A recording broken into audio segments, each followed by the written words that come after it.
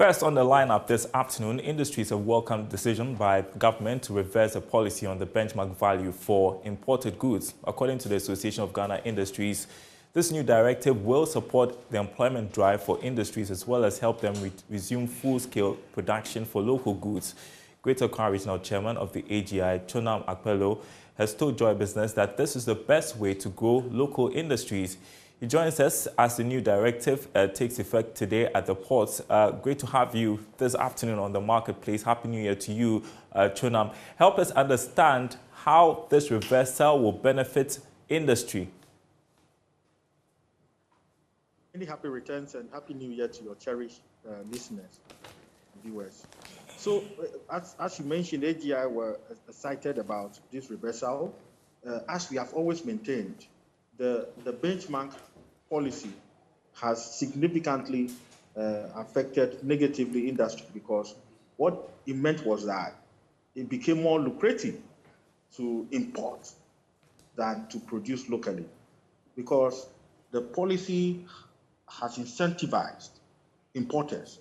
And so people are manufacturing locally, but then it became more expensive to produce locally. And it became cheaper to import to sell. So we actually had instances where some of our members actually closed down their factories and turned their factories into warehouses to also import.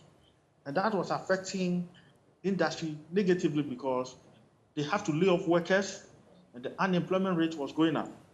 But with this new policy reversal, we're happy because we are now going to begin to go back to our production line and expand our production capabilities and make sure that we create jobs for our people. We just started manufacturing assembly cars in the country. And so, and these assembly plants are creating many jobs for our people. So it is important to support local efforts, to industrialize.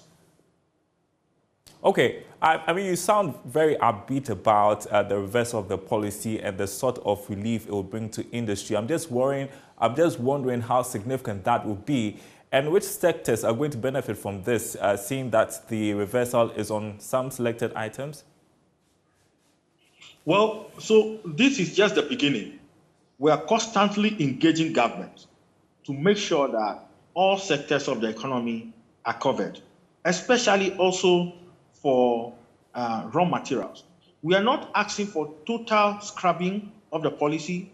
We're saying that those products that Ghana have competitive production capabilities, those products should not benefit from the policy. However, there are products that we do not manufacture here.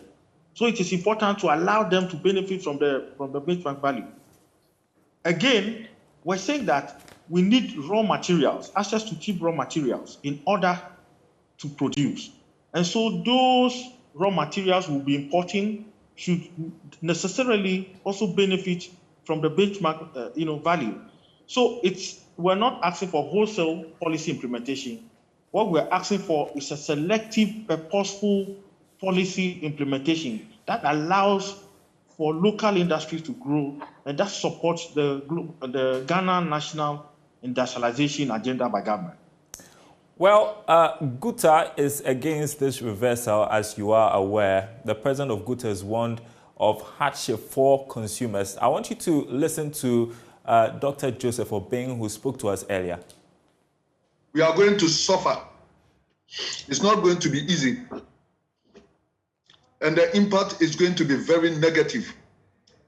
And it's going to even affect the government-owned policy against the COVID.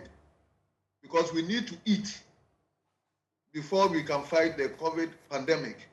And then food commodities, prices of food commodities are going to go up. So then it goes against government-owned policy to combat the COVID pandemic. And don't forget that we are in the fourth wave. The COVID cases are going up every day. And is this the time? The world effect of the pandemic is still very high. World commodity prices have gone up the roof.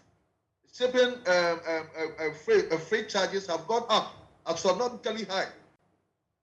When you come down locally, we have introduced new taxes into the system last year. The fees and charges at the port are still very high, and we are still going to reverse this last straw of hope of businesses. It's not going to be easy. Chona, what you have to say to Guta's concerns, is the reversal worth it if consumers are going to suffer? Well, so I had wished that he shared a scientific data on that. But it is important to clarify that what we're asking for, it's a portal-specific review of a policy. Mind you, before this policy was introduced, there was a regime. What is happening from today is that we're just going back to that regime. So nothing new necessarily is happening. We're just going back to a regime. When the 50% benchmark value was introduced, market women did not reduce the price of goods and services. The benefit actually went to the importers. So what is going to happen now is that those importers may suffer as a result. And we all, as Ghanaians, buy from the same market anyway. But it is important to make the point that for any society to develop, we need to grow industries. We need to expand industries. We understand that it is easier and cheaper to import finished products. But why do you want to make your country a dumping good for finished products? We need to begin to produce in order to develop and employ more people, as it were. I agree with you on that point that we can't continue importing stuff. Well, Guta, in that interview, said it was willing to engage with government and the AGI to see if there can be a compromise. Is the AGI looking forward to this engagement, and what sort of compromise can be reached at this point? Well, we actually have a continuous engagement with government on these matters. These are continuing processes. So we look forward to continue to engage government. The window I see is that we are asking for those products that are manufactured locally, that we can supply the country. Those products should be protected. It is only proper. Everywhere you go in the world, once the country developed, productive capabilities, like cables, we produce cables in Ghana. These days we produce sanitary pads, even rice. We have rice and so on. We need to be able to protect our people and create more jobs for our people. So that's what we are asking for. We're not asking for wholesale implementation of policy. So if you don't produce something in Ghana, it makes sense that they receive rebates and discounts. But if we have the capability to produce in Ghana, we have to make sure that we patronize what is made in Ghana to develop our own economy. That's what we're asking for. Thanks for your time this afternoon. Chona Akpelu, the Greater Accra Regional Chairman of the AGI. Grateful for your time. Well, joining us from the Tema Port on the first day of the reversal of the benchmark value policy is correspondent Kwame Yanka. Kwame, what can you report? Can you hear me, Kwame?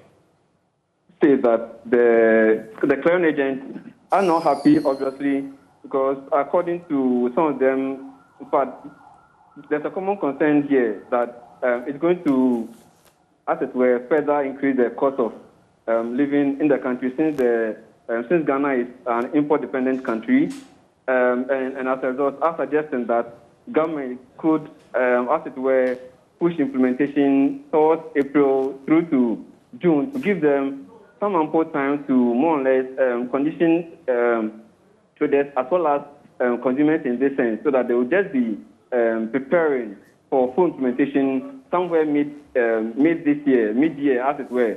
But then, just right from January, a lot has changed through the COVID period into December, and then around January, this is not the best time. But for them, they believe that, in fact, even when government implemented this in when the benchmark was introduced in 2019 to give that relief a few traders, as it were, or none, actually implemented this, making it difficult for consumers. So even introducing, scrapping the benchmark for them to pay the full cost of duty and all that, it's just going to more or less worsen the situation as it were. Thank you very much indeed, Kwame Anka, with reaction from the ports as the benchmark value policy is reversed today, is actually taking effect today. Thank you so much.